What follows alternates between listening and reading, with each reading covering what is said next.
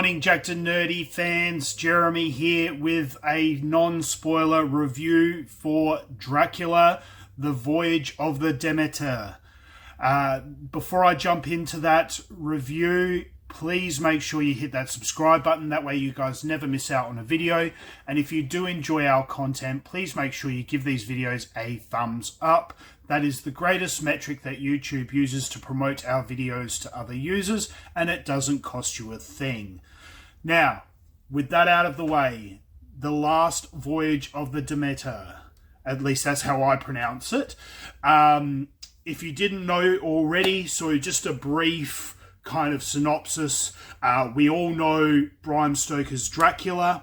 What this movie is based on. This movie is based off of the captain's log of the ship that brought Dracula from Romania over to England.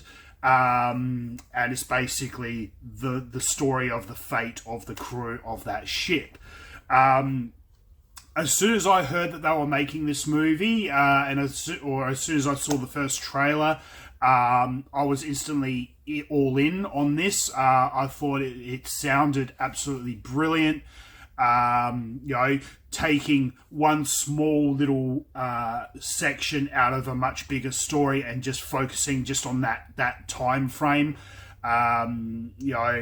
Anything to do with Dracula, I'm really, really interested in. But telling a small, detailed section of a much bigger story sounded absolutely brilliant to me.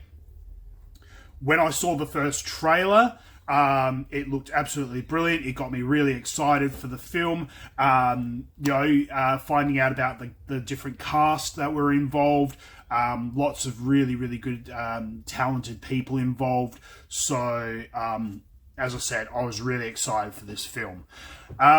So it was really, really good because I think there were only about 4 to 6 other people in my cinema. So it was really, really quiet. No idiots kind of making noise and distracting and ruining the evening. I have to say, it's really, really good. So, of course, this is a non-spoiler review, so I'm not going to give any major story plots. But one thing I really liked about this movie is that they didn't, fluff around for the first half hour or so. They really kind of get stuck into it. And bring you up to speed really, really quickly and get straight into the meat of the story, which I thought was really, really good. So I with a story like this, you don't need a big, massive introduction and half the film just kind of bringing you up to speed. They did a really, really good job with obviously all of the costumes and the set designs and all of that. The majority of this film, apart from say the first 10 minutes, roughly, give or take, the whole film is set on this ship in the ocean going to England. So the set design was really, really crucial. In setting the mood and what have you, and they did a fantastic job with the set design and also just the cinematography and the way that it all worked. The use of light and sound and confined spaces and all that was really, really good. Visually as well, I mentioned the use of lighting and small spaces, but also the use of visual effects for the majority of the film was kept really, really low, which was really, really good.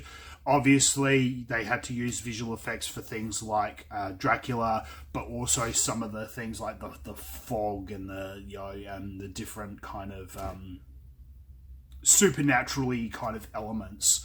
But they did a really, really good job in keeping it to a minimum, but also keeping it very realistic and very, very creepy. So I thought that was really good. Another thing I wanted to say is that the design of Dracula I thought was really, really good. They kind of again, not to give anything away, but you've seen things in some of the promo material and what have you. I like that they kind of kept it really kind of close to the kind of the Nosferatu kind of looking vampire and what have you.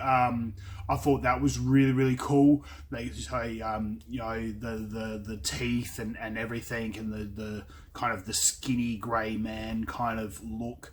So I thought that was a really interesting kind of take on Dracula, and it was. I think it worked really, really well. I really, really enjoyed it. Moving on to the cast, so as I mentioned before, really, really good cast in this film. We got Corey Hawkins playing Dr. Clements.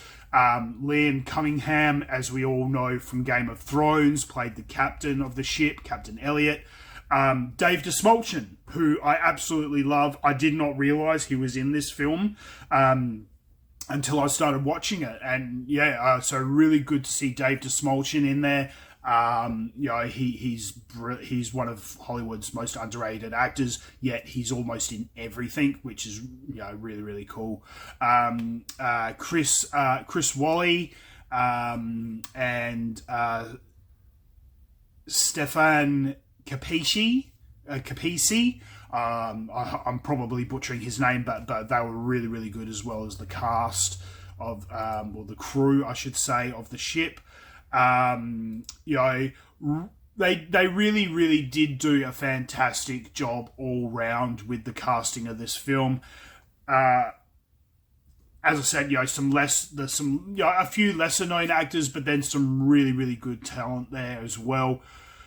So all round, I think they did a really, really good job with this film. As I said, look, I mean, it's not one of these films that you expect to see kind of at the Oscars or what have you at the end of the year. But just a good, fun, entertaining film that just kind of gives you very much just a fun story and an expansion on the lore and the mythos that is Bram Stoker's Dracula. I love the original Bram Stoker's Dracula with Gary Oldman and Keanu Reeves and all that. Some people hate it, but I'm a big fan of it. I absolutely love that film. And, seeing them tell a kind of a bit of a spin-off story or an expansion of the lore, I thought was really, really good. So, all in all, look, if you're looking for a good, fun horror / thriller / fantasy film over the next week or so, a good date night film or something like that. Dracula, The Last Voyage of the Demeter is really, really worth a watch. I mean, there's lots of good movies at the moment. Gran Turismo. We've got The Meg. All of those sorts of things. But this is just a really good, simple, low-key kind of horror film, which is perfect for a date night. So do yourselves a favour. Head on out. Check out The Last Voyage of the Demeter. You will not be disappointed. It is a fantastic film, and I thoroughly enjoyed myself. I can't wait to sit down and watch it again with Mrs. Jackednnerdy. This is definitely right up her alley as well. So we'll definitely be checking it out again in the coming weeks. At the moment, it's got an IMDB score of 6.8 out of 10. Which I would agree with. I'd maybe do it a little bit lower, maybe a 6.5 or 6.8. I won't turn my nose up at that. It's got a Rotten Tomatoes score of 44%, which I don't agree with. I think it's definitely worth a bit more than that. So definitely around the 60 to 70%. 6.8 on IMDb. I would agree with that. So that's it for my non-spoiler review. It's definitely worth checking out. Again, as I said before, make sure you subscribe to the channel. We got heaps more content coming your way. There's heaps of awesome movies coming out over the next month or so. We've got unboxing videos of hot toys. We've got mystery box videos that Mrs. Jackednnerdy has been working on. So make sure you hit that subscribe button so that you guys never miss out on a video. Until next time, guys, stay jacked and stay nerdy.